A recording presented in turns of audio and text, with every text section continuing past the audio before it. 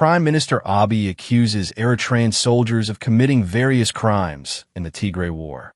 Prime Minister Abiy Ahmed said that various crimes were committed by Eritrean soldiers in Tigray during the war in northern Ethiopia, and that this is the root cause of the current escalating conflict between the countries.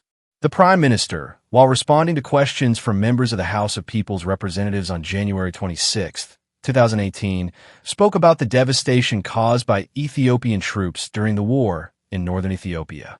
Prime Minister Abiy said that there are those who say that the conflict between Eritrea and Ethiopia began when Ethiopia raised the Red Sea issue, and that this is a mistake. The Prime Minister, who stated that the conflict between the two countries began during the Tigray War, said that various crimes were committed by Eritrean soldiers. Since the creation of Eritrea, there has been a problem between the Eritrean and Ethiopian governments. After we came, we begged for forgiveness, saying we were no longer needed, he told the council members. The conflict did not start with the Red Sea issue, as many people think, the Prime Minister said.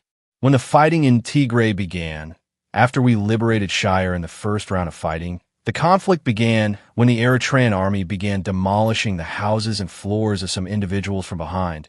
We did not speak out. When we passed through Aksum entered and massacred the youth in large numbers. When we passed through Adwa went to loot factories, and Tsiba fought back.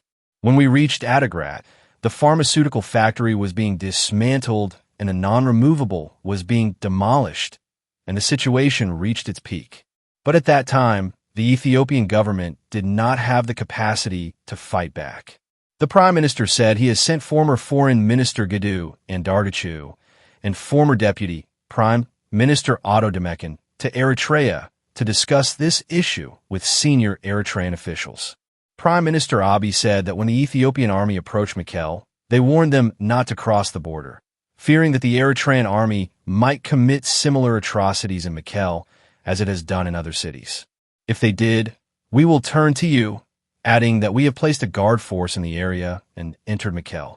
This tension reached its peak when the Pretoria Agreement was signed. How can the agreement be signed without destroying the TPLF and without destroying Tigray? He said. He added that there are elements who want to harm Ethiopia, saying, "Believe me, they will finance it, but they will not help Ethiopia. They will spend their money. They will go bankrupt, and we will continue our journey." Additionally, Prime Minister Abiy told the House of People's Representatives that Ethiopia did not receive any loans or assistance from any party during the construction of the Ethiopian Renaissance Dam.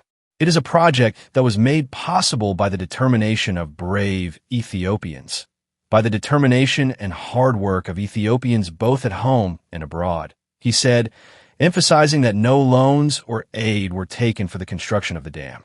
U.S. President Donald Trump has repeatedly stated recently that his country is funding the construction of the Grand Renaissance Dam, and Prime Minister Abiy's response follows this as an official response given at a high level.